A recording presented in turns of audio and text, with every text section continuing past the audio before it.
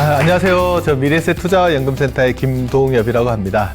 오늘도 이제 자산관리에 관련된 이야기 나눠볼 텐데, 제목은 제가 이렇게 한번 잡아봤습니다. 우리는 생각보다 오래 산다. 그러니까 흔히 우리가 100세 시대 이런 이야기도 많이 하고 뭐 장수에 대한 이야기를 많이 하는데, 이제 장수 만세가 아니고 장수 리스크라고 이야기하잖아요. 그러니까 장수 리스크를 이기려면 어떻게 자산 관리를 해야 되느냐, 거기에 대해서 한번 살펴봐야 되는데, 정말 우리는 얼마나 오래 살까에 대한 이야기들이 이제 한번 들어가기 전에, 혹시 예전에 3년 고개라는 동화책 혹시 보신 적 있으세요? 들은 적 있으세요? 이게 들은 사람은 옛날 사람. 연식이 좀 있으신 분들. 저도 들었고 자랐습니다.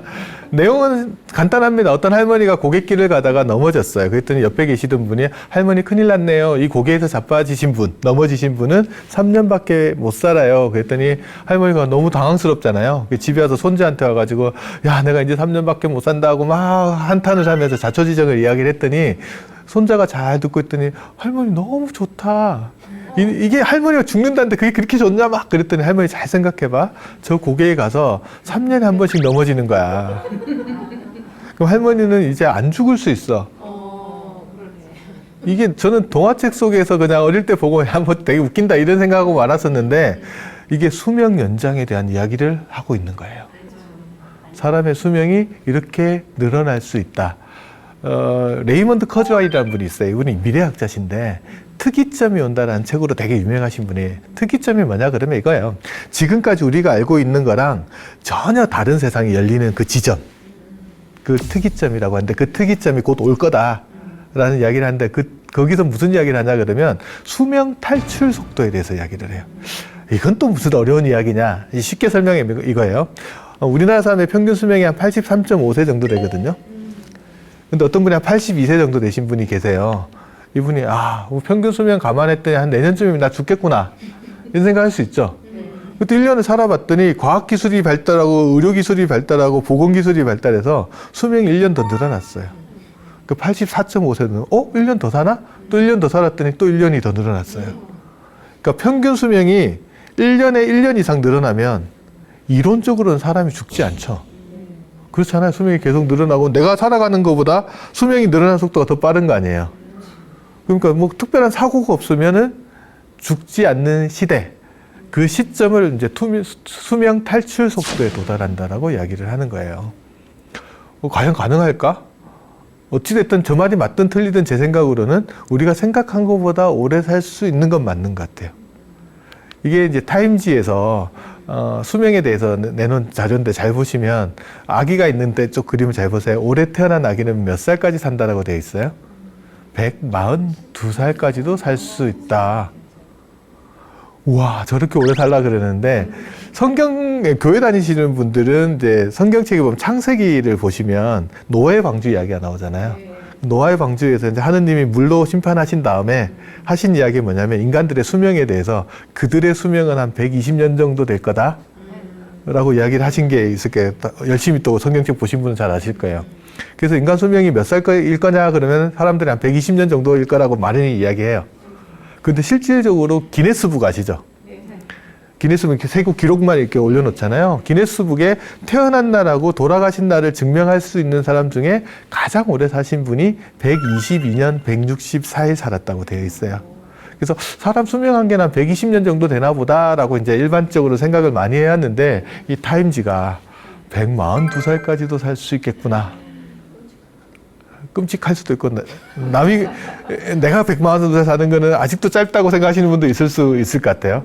근데 그 옆에 있는 걸 보면 더 겁납니다. 2045년이 되면 사람은 더 이상 죽지 않을 수도 있겠구나. 아까 소명이 말했는 수명 탈출 속도에 도달할 수도 있겠다라는 이야기들을 하는 거죠. 여하튼 어찌됐든 내가 지금 생각하는 것보다 앞으로 수명이라는 것은 더 늘어날 가능성들도 있다. 그래서 우리는 일찍 죽을까 봐 걱정하는 것보다는 오래 살까 봐 걱정해야 되는 시대를 살아가고 있는 수가 있다. 그래서 이제 오래 살 때 우리는 어떻게 자산 관리해야 되냐. 자, 크게 한 4가지 정도를 생각해 봤는데, 첫 번째, 돈이 남느냐 내가 남느냐라고 봤을 때, 돈은 없고 나만 남아있는 상태를 우리가 무전장수라고 합니다. 그 자산 관리의 첫 번째 목적은요, 자신의 수명하고 자산의 수명을 일치시켜야 돼요. 그래서 무전장수하는 일은 막아야 되죠. 그게 첫 번째, 그거 이야기하는 거고요. 두 번째는 오래는 사는데 어떻게 오래 살아요? 병을 가지고 오래 살죠. 그 어르신들이 9988-234 이야기 많이 하시죠. 99세까지 팔팔하게 살다가 2, 3일만 아프다 죽고 싶다. 뒤에 사자가 죽을 사자. 제가 어르신한테 가가지고 9988-234 이야기를 해드렸더니 어르신이 하는 말이 그 옛날 이야기야. 그럼 요즘 뭔데? 그랬더니 죽을 사자를 싹 지우더니 거기다가 일자를 딱 쓰더라고요. 그 이름 뭡니까? 그랬더니 99세까지 팔팔하게 살고 2, 3일 아프다가 죽는 게 아니고요. 벌떡 일어나시고 싶다. 그만큼 건강하게 안 아프고 살고 싶은 게 사람들의 희망이지만 현실은 그렇지 못하다는 게 우리 자료를 통해서 많이 증명을 되잖아요. 그래서 병치레 기간들이 상당히 늘어나고 있기 때문에 그 부분에 대한 대비를 어떻게 할 거냐. 무병장수해야지 유병장수하면 안 되는데 이게 또 인력적으로 내 맘대로 되는 일이 아니라서 거기에 대한 대비들 어떻게 할 거냐라는 것들이 우리가 또 두 번째 고민해야 될 거고요. 세 번째, 오래는 사는데 어떻게 오래 사느냐. 일 없이 오래 살아요. 그렇죠. 내가 일이라는 거는 꼭 돈을 의미하지는 않아요.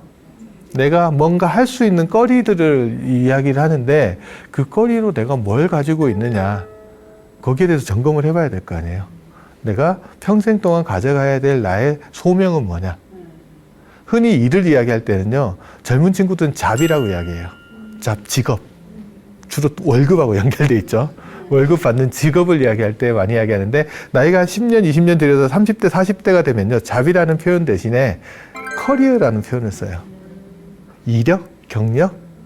이때쯤 되면 대학교 다녔을 때 전공이 중요하지 않고 그동안 10년, 20년 지나는 동안 사회생활을 하면서 어떤 내가 이력을 쌓아왔는지가 자기를 나타내 주잖아요. 그러다가 50대가 넘어가고 60대가 되면 이제 커리어라는 표현도 잘 사라지면서 그 뒤에 나오는 표현이 콜링 또는 보케이션이란 말이 나요. 콜링은 누가 불렀다는 소리죠. 소명. 내 소명은 뭘 거냐라는 것들에 대해서 직업, 일에 대한 관점들도 우리가 한번 정리를 해봐야 돼요. 그리고 인생의 마지막은 어떻게 되냐 그러면 혼자가 돼요. 결혼을 했던, 결혼을 하지 않았던 홀로 살게 되잖아요. 나는 안 그럴 거라고 생각하면 본인은 안 그럴지 모르는데 배우자는 그렇게 돼요. 그렇잖아요. 그러면 어떻게 살 거냐? 내가 남아있는 배우자한테 어떤 배려를 할 거냐? 아니면 남아있는 배우자가 나한테 어떤 배려를 해줄 거냐? 그것도 점검을 해봐야 되잖아요. 거기에 대한 점검들. 그래서 크게 이 네 가지 리스크에 대해서 지금부터 하나씩 좀 짚어나가는 과정들을 한번 가져보도록 하겠습니다. 그래서 첫 번째, 무전장수. 돈이 남느냐? 내가 남느냐? 한번 점검을 해봐야 되죠. 그러려면 수명에 대해서 제일 이해를 잘하고 있었어야 돼요. 아까 제가 잠시 지나가다 이야기 드린 게 우리나라 사람들의 평균 수명은 83.5세라고 이야기 드렸잖아요. 여기 2020년 당시 생명표를 기준으로 말씀드린 건데 우리가 평균 수명은 뭘 의미하냐 그러면 특정 연도에 태어난 신생아가 앞으로 몇 년을 살 건지 그냥 평균 내놓은 거예요. 그래서 2020년도에 태어난 아기가 앞으로 몇 년을 살 건지 평균을 내봤더니 83.5세예요. 지금 화면에 나가는 그래프는 뭘 그려놓은 거냐면 2020년에 태어난 신생아가 언제 죽는지를 이렇게 연도별로 이렇게 막대 그래프를 그려놓은 거예요. 그림 잘 보시면 평균 수명이 83.5세인데 뒤쪽으로 갈수록 평균보다 뒤에서 더 많은 사람이 돌아가시는 걸로 나오죠. 저건 뭐냐 그러면 평균보다 오래 사는 사람들이 상당히 많다라는 거예요. 중위 사망 연령이라는 게 있어요. 이건 뭐냐 그러면 2020년도에 태어난 아기가 101명이 있으면 죽는 순서대로 쫙 나열했을 때 51번째 죽는 사람. 이 몇 살에 죽느냐를 계산을 해봤더니 한 85.5세 정도 되더라. 근데 거기도 보면 그거보다 뒤쪽이 훨씬 더 봉우리가 높죠. 그래서 가장 많이 죽는 나이대가 몇 살인지 봤더니 88세예요. 웬만한 88세는 살고 그리고 또 그게 끝이 아니죠. 뒤쪽도 더 있죠. 그럼 우리는 지금 자산 관리할 때 뭘 고민해야 되냐 그러면 평균보다 오래 살 때에 대한 대비들을 해야 돼요. 그러면 지금 자산 관리는 돈을 많이 벌어서 부자가 되는 자산 관리도 중요하지만요. 내가 생각보다 오래 살았을 때도 지금처럼 생활할 수 있느냐, 지금처럼 소비하면서 살 수 있느냐, 거기에 대한 준비가 되어 있어야 될 거 아니에요. 그래서 부자가 되는 자산 관리도 중요한데요. 가난해지지 않는 자산 관리가 훨씬 더 중요해요. 내가 예기치 않은 일이 일어났을 때, 일찍 사망한 것도 예기치 않은 일이지만 생각보다 오래 사는 것도 전혀 생각하지 않았던 일이잖아요. 그런 일이 발생했을 때도 나는 준비가 되어 있느냐. 이 그림은 좀 더 재밌는 그림입니다. 1970년도랑 2020년도 자료를 비교해 본 거예요. 그러니까 특정 연령에 있는 사람이 앞으로 몇 년을 살 거냐 이렇게 이야기하는 걸 기대의 연명이라고 해요. 1970년도에 20살인 남자는 자기가 43.9년, 그러니까 한 44년 정도 살 거라고 생각을 했어요. 그럼 1970년도면 지금으로부터 50년 더 된 일이죠. 그럼 만약 저 예상이 정확하게 맞았다 그러면 어떻게 돼요? 20년에다가 44세 더하면은 64세니까 50년 전에 다 죽었어야 되잖아요. 다 돌아가시고 남아있는 사람이 있으면 안 되죠. 근데 지금 70세이신 분들 버젓이 살아 계시잖아요. 저건 언제까지 예측일 뿐이고 평균값일 뿐이에요. 살아계신 분을 추적해보면 여전히 70이 돼서 살아계신 분이 계시고 또 그분이 몇 년을 살 건지 2020년도에 한번 계산을 해봤더니 15년은 더 사시는 거예요. 그럼 85세가 되는 거죠. 그럼 15년이 지나고 나면 또 살아계신 분이 계실 거고 그분은 또 더 살아가실 거 아니에요. 그럼 내가 지금 생각하고 있는 수명이라는 거는 지금 현재 예측치에 불과할 뿐이에요. 그리고 평균값에 불과할 뿐이지 이게 나의 진짜 수명을 말해주지는 않아요. 그래서 평균에 기대서 자기 인생을 설계했다가는 낭패를 당할 수가 있습니다. 그리고 수명은 계속 변화하기 때문에 그 움직이는 타겟을 정확하게 예측을 하기가 쉽지는 않죠. 그럼 이렇게 움직이는 타겟을 맞추려면 어떻게 해야 되냐? 그 일을 직업적으로 하시는 분이 있죠. 총 쏘는데 사격장에 가면 클레이 사격이라고 있어요. 날아가는 원반 같은 거를 맞춰서 떨어뜨리는 거잖아요. 저는 군 생활을 할 때 제일 못한 게 사격이에요. 고정되어 있는 표지판도 못 맞춰가지고 사격날이 제일 두려웠거든요. 그런데 이게 어떻게 날아가는 걸 맞출까? 궁금해가지고 클레이 사격 선수한테 가서 한번 물어봤어요. 어떻게 맞춰요? 그랬더니 당신은 아마 못 맞추는 이유가 표적을 향해서 쏠 겁니다. 그럼 표적을 맞춰야지 표적을 향해서 쏘는 게 당연한 거 아니냐 그랬더니 날아가는 걸 맞추려면 표적의 진행 방향을 보고 미래를 향해서 쏘셔야 됩니다. 그렇죠? 우리가 지금 미래를 예측해서 내 수명을 예측해서 한다 그러면 지금의 대표값을 보는 게 아니고 언제요? 미래값을 봐야 돼요. 두 번째, 저거를 그렇게 하더라도 잘 안 맞는데요. 그래서 클레이 사격 선수는 실력도 좋아야 되지만 클레이 사격 선수를 도와주는 게 있대요. 저 탄환이 일반 사격 탄환하고 달라요. 산탄으로 돼 있어요. 산탄은 뭐냐면 안에 쇠구슬이 여러 개가 들어가 있어서요. 총을 쏘면 그게 훅 퍼지면서 그 중에 하나가 걸리면 떨어지는 거예요. 그러면 저거는 거꾸로 이야기하면 정확하게 맞추기가 상당히 어려우니까 오차, 틀릴 가능성까지도 염두에 두고 우리가 미래 설계를 해야 된다는 소리예요. 그래서 미래를 향해서 설계를 하고 지금 값 말고 미래 값을 보고 틀렸을 때도 문제가 없을 만큼 준비를 해야 되는 게 우리가 지금 해야 될 일이죠. 특히 수명과 관련돼서 수명은 예측하기가 어려워요. 저랑 한번 내기를 한번 해볼게요. 저쪽에 보면 왼쪽에 뭐 피트니스 센터 같은 데 가면 수영장, 풀장을 그려놨어요. 수영장 풀이 보통 한 평균 수심이 한 120cm 정도 돼요. 어르신들 같은 저기서 아쿠아로빅도 하시고 많이 하시잖아요. 저랑 이제 내기를 한번 하실 텐데 수영장 반대편에 서 있고 제가 건너편에 서 있었어요. 걸어서 딱 내려가면 요 정도 가슴 높이 정도 될 거예요. 제가 걸어서 건너오시는 분한테 제가 금을 한 양씩 드릴게요. 혹시 안 건너오실 분 있으세요? 진짜 안 주기만 해봐? 이런 생각하고 걸어서 건너올 거예요. 대부분 사람들은 그냥 건너오죠. 그런데 오른쪽 편에 보면 강이죠, 강. 똑같이 제가 평균 정보를 드려요. 여기도 평균 수심은 120cm입니다. 마찬가지로 걸어서 오시는 분한테 금을 한 양씩 드리겠습니다. 과연 건너올까요? 대부분의 사람들은 주저주저 하세요. 왜 주저하냐? 어디가 깊은지 모르는 거죠. 내한테 물어보는 거죠. 어디가 깊어요? 혹시 미끄러운 데는 없나요? 물살은 세지 않나요? 이렇게 물어보는 건 뭐냐면 그러면 평균을 물어보는 게 아니고요. 평균에서 벗어나는 데가 어딘지를 물어봐요. 우리가 자산 관리할 때도 똑같고요. 인생 설계할 때도 똑같습니다. 평균 수명이 중요한 게 아니고요. 평균보다 오래 살았을 때 또 평균에 못 미쳐서 사망했을 때 내 가족들은 아니면 나는 어떻게 살 거냐에 대한 준비가 되어 있는지가 되게 중요하겠죠. 그러니까 평균이 위험한 게 아니고요. 평균에서 벗어나는데 우리 위험이 있다. 거기에 대한 대비를 우리가 충분히 하고 있는지에 대해서 한번 볼게요. 제가 아까 기네스북에 가장 오래 사신 분이 122년 164일 살았다고 했죠. 지금 화면에 나가시는 이분이 바로 그분입니다. 프랑스 남부의 아를 지방에 살고 계셨던 잔 루이스 칼망이라는 분이세요. 왼쪽 사진이 지금 보면 22살 때 사진이 있어요. 그리고 오른쪽 사진은 121세 때 찍었던 사진. 사진 찍고 한 1년을 더 사셔서 122년 살았던 게 기네스북에 올라가 있는 기록이에요.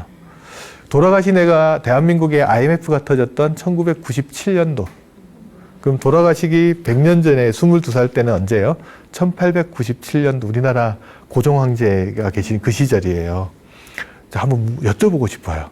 장칼망 씨가 22살 때는 자기가 몇 살까지 살 거라고 생각을 했을까요? 당시 유럽 사람들의 평균 수명은 30대 됐을까요? 잘 안 됐을 것 같아요.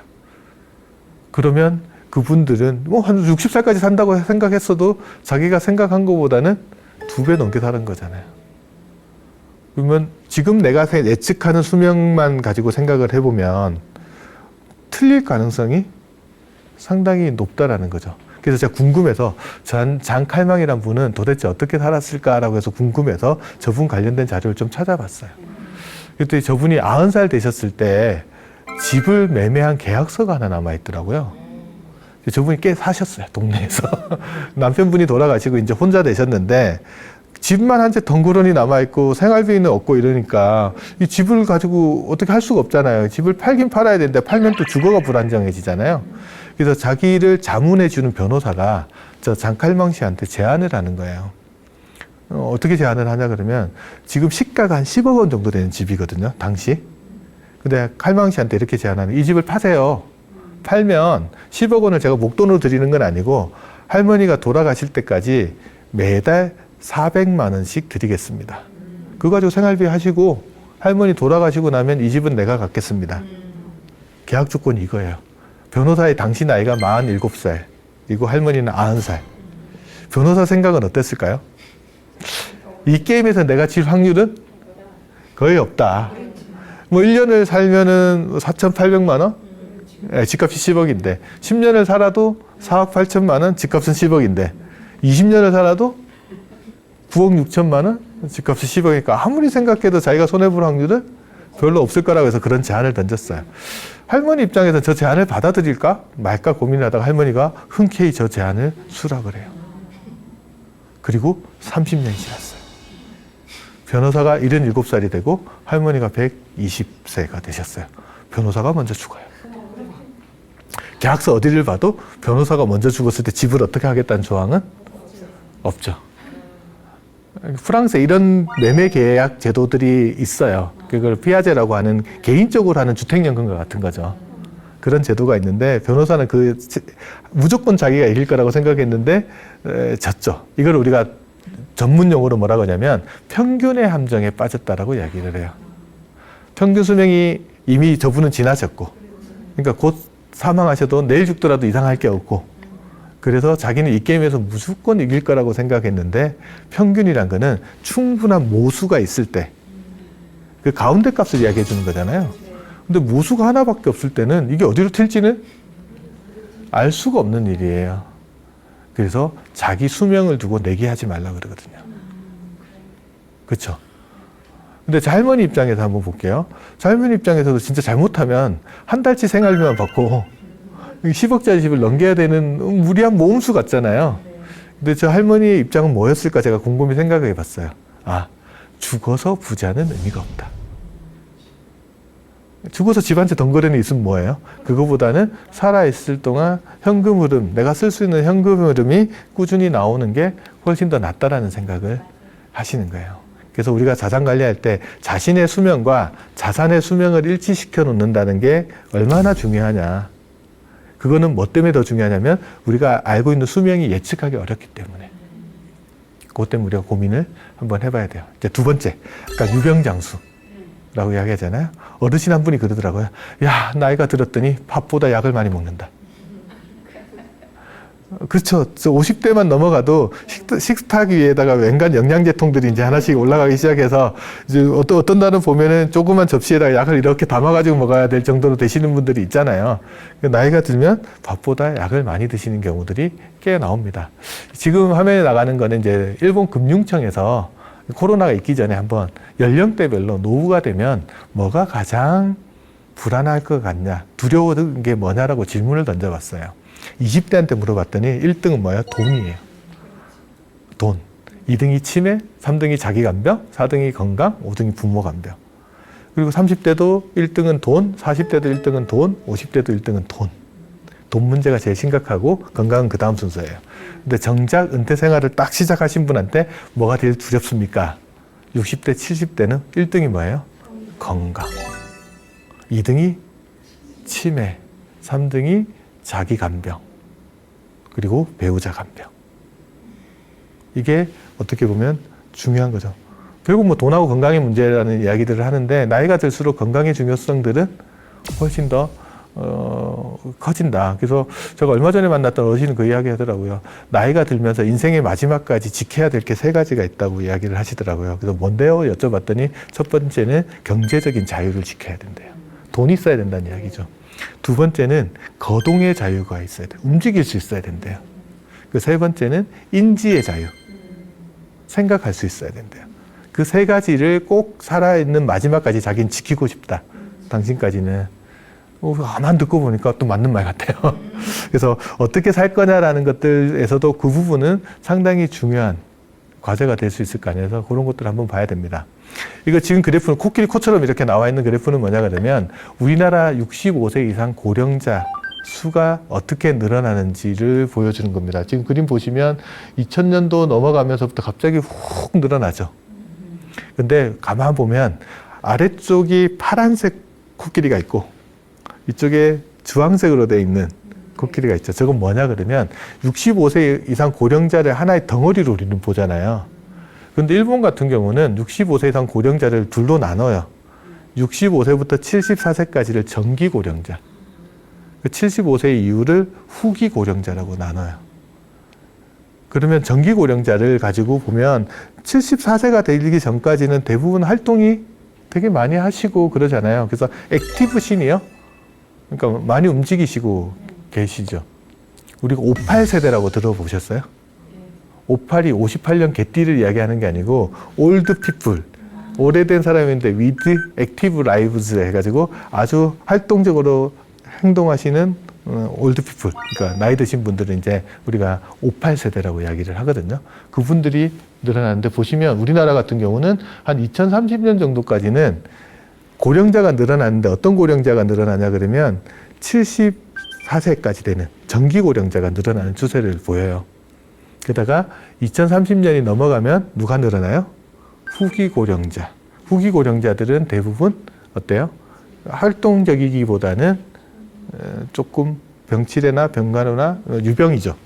병을 가지고 계신 분들이 많으셔서 앞으로 우리나라 사회는 한 2030년이라고 하면 앞으로 10년 정도 남은 거니까 그런 시대가 도래했을 때 저 간병의 문제도 상당히 중요한 과제가 될 거라는 것도 우리가 한번 생각을 해봅니다. 지금 그림 보시면 2038년 정도가 되면요. 정기 고령자, 65세부터 74세 고령자보다 후기 고령자, 75세 이상 이후의 고령자들이 더 많아지는 시점이 된다라고 해요. 그런 시대가 우리는 도래할 거다. 거기에 대한 대비, 그때쯤이면 2038년이면 여러분 나이는 한 몇 살 정도 되셨는지도 한번 생각을 해볼 필요가 있겠죠. 그래서 저런 시대가 올 거다. 그래서 건강관리라는 것들도 되게 중요합니다. 건강을 잃는다는 건요, 치료비의 발생도 있지만 젊었을 때는 소득의 단절의 개념이 크죠. 그럼 젊었을 때는 치료비에 발생하는 거, 치료비도 보전해야 되지만 소득이 단절될 경우에도 대비해야 되고요. 나이 들어서 질병이나 사고는 치료비를 어떻게 가지고 있을 거냐라는 질문들로 갑니다. 그러면 위험을, 그러니까 질병이나 사고와 관련된 위험은 어떻게 하면 좋겠느냐라고 하면 내가 감당하기 힘든 위험은 감당해서는 안 될 거 아니에요. 줄이거나 피하거나. 줄일 수도 없고 피할 수도 없으면 어떻게 해야 돼요? 다른 데다가 이전해 버려야 돼요. 그게 대표적으로 보험 같은 상품이에요. 그래서 보험은 누구 권유로 인해서 막 하기 싫은데 억지로 가입해 본 경험들이 많아서 보험에 대해서 안 좋은 인식이 되게 많은데 어떤 분은 또 그런 이야기 하더라고요. 야, 그냥 보험료 모아가지고 그거를 치료비 쓰면 되잖아. 이런 이야기 하세요. 가만 생각해보면 틀린 말이 아니에요. 맞는 말 같아요. 근데 그분은 맞는 말이긴 한데 그분은 하나의 조건을 딱 충족해야 돼요. 치료비로 쓸 만큼 충분한 돈이 모일 때까지는 절대 아프거나 다치면 안 돼요. 그렇잖아요. 질병이란 거는 내가 어떤 순서로 올지는 알 수 없는 일이에요. 지금 그림에서 보면 내가 적금을 통해서 의료비를 모아 나간다고 하면 마지막 시점에는 필요한 돈이 다 모여 있겠지만 그 돈을 모으는 과정에서 문제가 생길 수 있잖아요. 거기에 대한 대비를 뭘로 해둘 거냐 라는 관점에서 보험은 하나의 필요성이 있다라고 보시면 되고요. 충분한 돈이 많이 모여 있는 사람 같으면 보험이 굳이 필요 없을 수 있어요. 근데 내가 저걸 충분한 돈이 모이기 전의 과정에서는 그 자산 관리하는 데서 그걸 활용할 수 있는 방법으로 하나에 할 수 있고요. 나이가 들어서는 또 보험은 어떤 의미가 있냐. 아까 질병은 나이가 들수록 많이 들고 의료비도 그때 많이 들어가잖아요. 근데 노후 자금은 갈수록 줄어들죠. 그러면 끝까지 그 돈을 쥐고 있을 수가 없기 때문에 그때 보험을 가지고 있는 사람들은 의료비에 도움을 받으실 수가 있잖아요. 그런 관점에서 이제 보험을 한번 쳐다보는 것도 우리가 한번 생각해 볼 일이다. 그래서 뭐 보험을 새로 가입하라 이런 것보다는 이미 가지고 있는 보험들을 한번 점검을 해 보시라. 점검을 해 보시면 내가 어떻게 준비가 되어 있는지도 이제 충분히 아실 수 있으니까 그런 것들도 한번 보실 수 있습니다.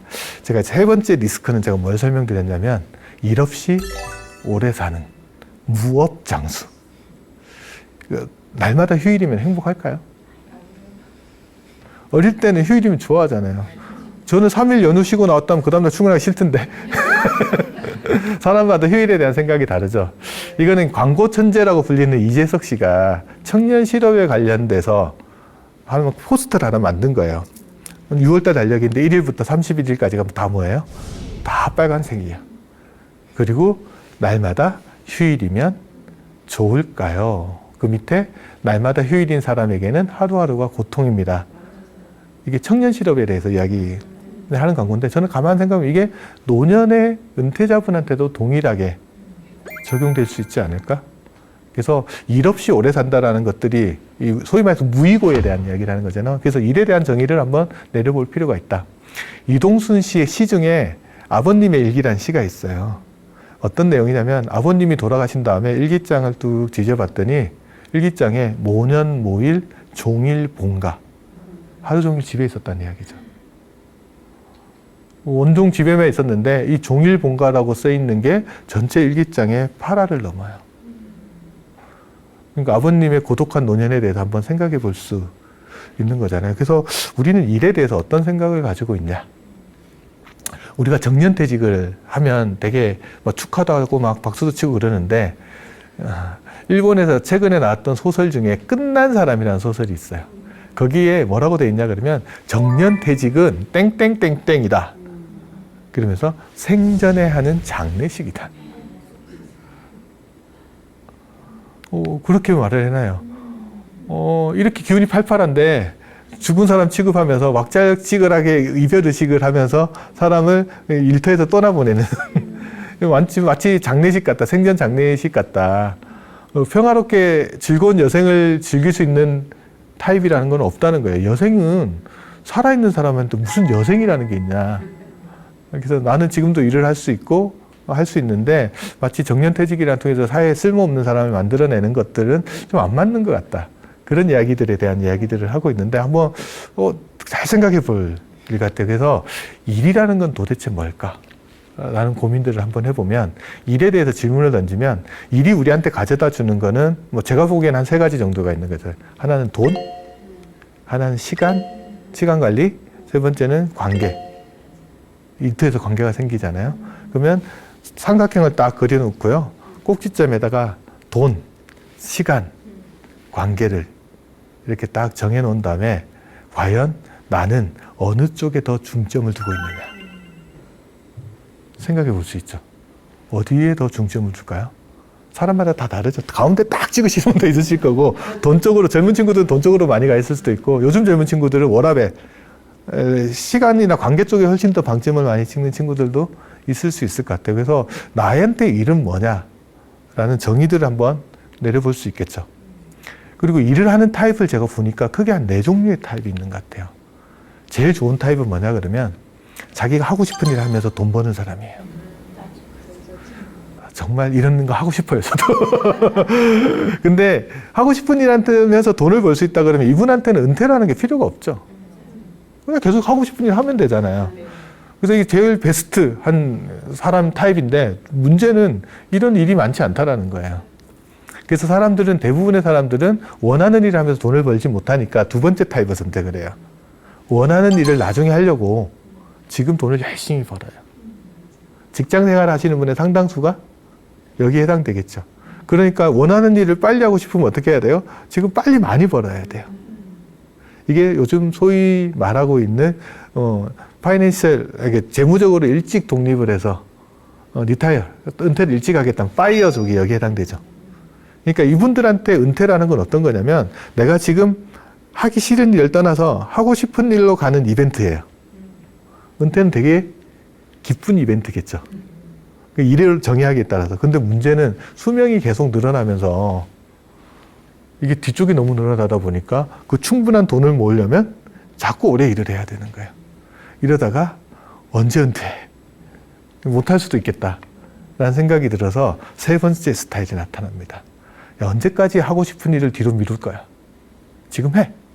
라고 이야기한 대신 지금 그 일을 하려면 뭐가 필요해? 돈이 필요하니 그 일 말고 하기 싫은 일도 지금 해. 그러면 일을 몇 가지 종류를 섞어서 하시는 거예요.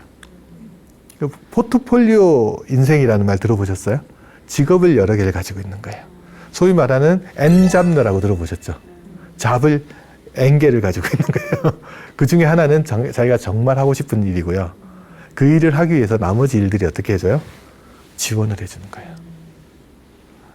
그걸 동시다발적으로 일을 처리하면서 자기 하고 싶은 일을 지금 하는 거죠. 그래서 지금 원하는 일도 하고 다른 일도 같이 하는 스타일이 나올 수 있겠죠. 요즘 젊은 친구들 중에서는 그런 일들을 선호하는 사람들 있죠. 그러면 직장 입장에서도 뭐예요? 자기 원하는 일을 하려면 퇴근을 일찍 해야 되겠죠. 그래서 뭐 워라밸이 중요하다는 이야기도 하고 막 그렇게 이야기를 하는 것 같아요. 근데 뭐 첫 번째 타입이 됐든 두 번째 타입이 됐든 세 번째 타입이 됐든 여기까지는 괜찮은데 네 번째 타입이 문제입니다. 어느 틈엔가 정말 내가 하고 싶은 일이 뭔지를 잊어버리고 일만 하시는 분들이 많으세요. 그래서 그분한테는 만약에 갑자기 일이 사라진다 그러면 되게 큰 문제가 있을 수 있잖아요. 그래서 우리가 일이라는 것들에 대해서 한번 정의를 해보고 내가 정말 하고 싶은 일은 뭐였을까? 그 일은 나한테 어떤 의미를 주는 걸까? 라는 거에 대해서 한번 생각해 보는 계기? 저기 1, 2, 3, 4번 중에 어디에 해당되는지 한번 고민을 좀 한번 해보셨으면 하는 생각들이 있습니다. 마지막 네 번째, 우리가 혼자 사는 거죠. 그래, 이런 말에서 1인 가구가 많이 늘어난다고 하잖아요. 그래서 이거 결혼을 했던 결혼을 하지 않았던 마지막엔 혼자가 되죠. 이거를 화려한 싱글, 돌아온 싱글, 언젠간 싱글. 요즘 결혼하지 않는 비혼들이 많이 늘어나죠. 제가 언제 어디 가서 미혼이라는 말을 썼더니 미혼이 아니래요. 미혼은 아닐 미자를 써서 많이 뭔가 모자란다는 뜻이 있는데 이 모자란다는 게 아니라는 거예요. 그 뭐냐고 그랬더니 이건 모자란 상태가 아니고 기혼이랑 똑같이 동등하다. 그래서 비혼이라는 표현을 많이 쓰더라고요. 여하튼 이 비혼이라는 표현은 뭘 이야기하는가 그러면 나도 정상적인 상태에 있다라는 거고 그런 분들이 많이 늘어나고 있죠. 두 번째는 요즘은 또 이혼율이 많이 증가하면서 이혼에 대한 고민들, 특히나 황혼이혼이 신혼이혼보다도 더 많아진다고 하니까 저기에 대한 대비도 어떤 게 해야 될 것 같아요. 그리고 살다 보면 나보다 배우자가 먼저 가게 되면 언젠간 싱글이 되잖아요. 그래서 저 기준으로 놓고 보면 우리나라 사회는 1인 가구가 계속해서 늘어날 수밖에 없는 구조. 그죠? 거기에 대한 대비를 우리는 어떻게 하고 있냐. 혹시 이런 말 들어보셨나요? 조금 예전에 방송 프로그램 중에 한지붕 세가족이라는 프로그램이 있었어요. 반응이 좋은 거 보니까 여기도 옛날 분들이 많으신 것 같은데 이거냐면 한 집안에 전세 살고 이렇게 살면서 한 집안에 전세 두 집 살고 하면 한지붕 세가족 이런 형태로 구성이 될 수 있잖아요. 요즘은 한지붕 세가족이라는 표현 대신에 딴지붕 한가족이라는 표현을 써요. 요새 부모 자식이 같이 잘 안 살죠. 같이 안 살죠. 근데 그렇다고 또 지나치게 멀리 떨어져 살지도 않죠. 어느 정도 거리에 사냐 그러면 방금 끓인 수프가 식지 않을 정도 거리. 그 정도 거리에 떨어지죠. 보통 걸어서나 자동차로 한 15분 정도 돼서 떨어지는 거리에 살면은 보고 싶을 때는 언제든지 보고, 그 다음에 또 뭐예요? 보기 싫을 때는 안 봐도 되고, 그냥 프라이버시는 부모 자식 간에도 지키면서 보고 싶을 때는 볼 수 있는 이 구조가 되는 거잖아요. 그런 가구들이 상당히 빠르게 늘어나고 있다. 주변에 많잖아요. 그럼 결국 잘 생각해 보면 그 말은 부모 자식이 같이 살지 않으니까 노후에 뭐가 늘어나겠어요? 혼자 또는 둘이 사는 고령의 1인 가구, 2인 가구가 늘어날 수밖에 없는 구조죠. 소설가 중에 박완서 소설가라는 분이 계세요. 그분이 쓴 촛불 밝힌 식탁이라는 소설에도 이 이야기가 나와요. 자녀랑 같은 집에 살지 않고 건너편 아파트에 살아요. 그러니까 자녀 집하고 우리 집은 방금 끓인 수프가 식지 않을 정도 거리를 떨어져 산다라고 이야기를 하니까 그 옆에 있던 남편분이 부인한테 그 말 좀 하지 말라는 거예요. 그 말 속에는 마치 며느리가 수프를 끓여야 되는 부담감이 들어가 있으니까 제발 그렇게 하지 말고 이런 표현이 더 낫지 않냐. 저기 불이 켜지면 자녀가 퇴근해서 집에 와서 저녁을 먹는구나. 이렇게 불빛으로 안부를 물을 수 있는 거리. 이런 표현을 하더라고요. 어찌됐든 그런 가구들이 상당히 빠르게 늘어나고 있고 실질적으로 주변에 많잖아요. 그래서 일본에서는 노무라 경제연구소에서 그런 가구들이 너무 빨리 늘어나니까 거기다가 명명을 해놨어요. 뭐라고 해놨냐 그러면 보이지 않는 가족, 인비저블 패밀리라고 이야기해놨어요. 가족은 한 지붕 안에서 얼굴을 맞대고 서로 얼굴 보면서 사는 걸 우리는 일반적으로 가족이라고 하는데 현대 가구의 가정, 현대의 가족들은 딴 지붕 안에 들어가 있는 거예요. 이거 보고 싶을 때 볼 수는 있어도 같이 살지는 않죠. 그래서 안 보인다. 그래서 인비저블 패밀리. 저는 뭐라고 부르냐 그러면 한 지붕 세 가족이 아니고요. 딴 지붕 한 가족. 이런 표현을 저는 쓰거든요. 근데 앞으로 가구 구조는 그렇게 많이 바뀌어 갈 가능성들이 상당히 크다. 이거는 이제 연극 중에 신구시가 나왔던 연극인데 아버지와 홍매와 나 뭐 이런 제목의 소설이 연극이에요. 제목은 제가 왔다 갔다 하는데 내용 중에 대목이 하나 딱 나오는 게 뭐냐면 저 신구시가 간암인가에 걸렸던 것 같아요.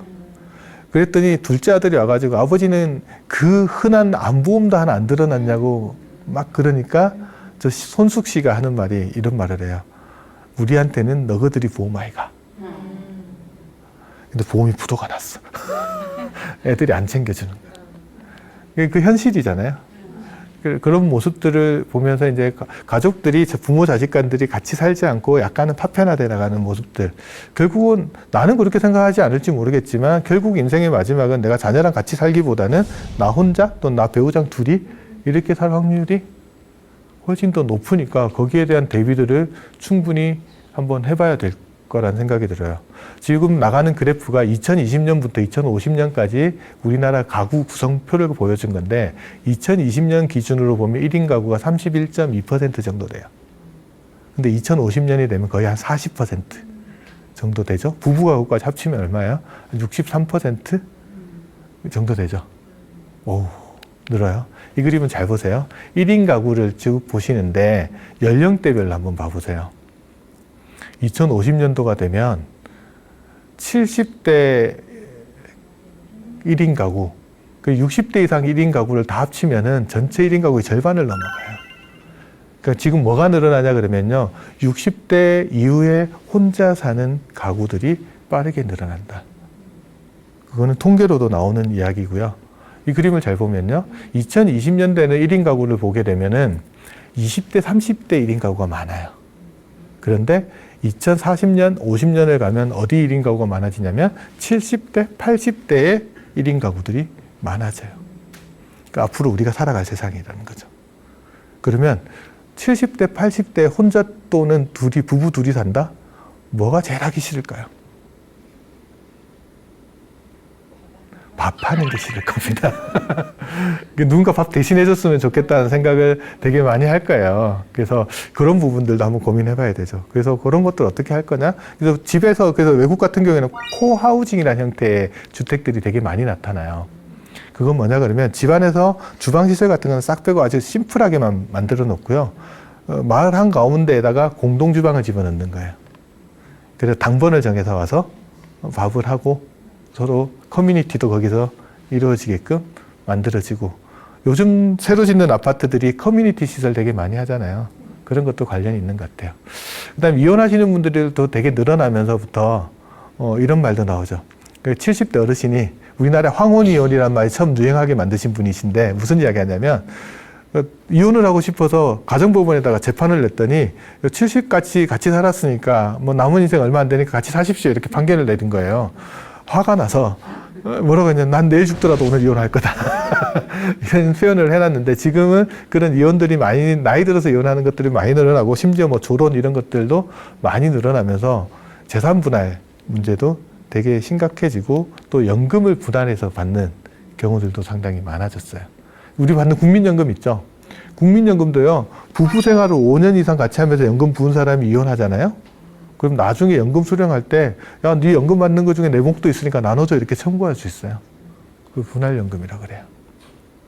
그래서 그런 것들에 대한 고민들도 많이 하셔야 된다. 그 주거 형태도 보면, 제가 일본의 주거 형태를 한번 봤는데, 이제 컬렉티브 하우스라는 게 있어요. 집단주택 같은 거죠. 그래서 거기 보면은 이제 주거 시설은 좀 좁게 만들더라도 공동으로 같이 살 수 있는 공간들을 만들어 놔서 저기서 서로 만나서 이야기도 하고 밥도 같이 먹고 이렇게 만들고요. 저 공간들을 지역 주민한테 또 개방을 해서 젊은 친구들이 들어와서 같이 회의도 하고 놀기도 하고, 그렇게 해서 지역 사회랑 또 교류도 하게끔 만들어 놓는 형태의 주택들도 나오고 있다. 그래서 저런 형태들은 보면, 그래서 이제 혼자 살면서 이제 나타나는 건 뭐냐면, 가족은 과연 뭐냐? 가족이란 거는 내 주변에 있는 지역 주민들을 전체를 아우르는 좀 큰 개념으로 가족을 쳐다보는 것들도 우리가 앞으로 혼자 사는 사회에서는 생각해 봐야 될 가족의 형태. 그러니까 우리가 정통적으로 알고 있는 가족은 종말을 맞고 있고요. 새로운 형태의 가족들이 등장하고 있으니까 거기에 대해서 우리 독거 장소에 재배하는 새로운 마음가짐으로 또 준비를 한번 해보실 필요가 있을 것 같습니다. 전체적으로 이제 오늘 크게 보면 4가지 오래 사는데 리스크 말씀드렸죠. 제일 먼저가 무전장수. 자신의 수명과 자산의 수명을 일치시켜라. 그 다음에 유병장수. 밥보다 약을 많이 먹을 수 있으니까 대비해라. 세 번째가 무업장수. 일에 대해서 개념 정의를 한번 정의해봐라. 네 번째가 독거장수. 가족의 개념에 대해서 우리가 한번 다시 생각해보자. 오늘 여러 가지 이야기 말씀드렸는데, 저는 이 말씀드립니다. 오늘은 어제 입장에서 보면 내일이에요. 그렇죠? 근데 사람들은 어제 하지 않은 일을 후회하고요. 내일 할 일을 걱정하면서 오늘 안 해요. 아무것도. 그러면 어제와 같은 오늘, 오늘 같은 내일이 될 거잖아요. 그래서 내일을 바꾸고 싶으신 분은 오늘 뭔가 하나를 하셔야지 바뀝니다. 그래서 오늘 배우신 내용 중에 혹시 내가 바꿀 작은 거 하나라도 바꾸시겠다면 행동을 하셔서 좀 바꾸시면 좋겠다라는 말씀을 드리면서 제 강의는 마치도록 하겠습니다.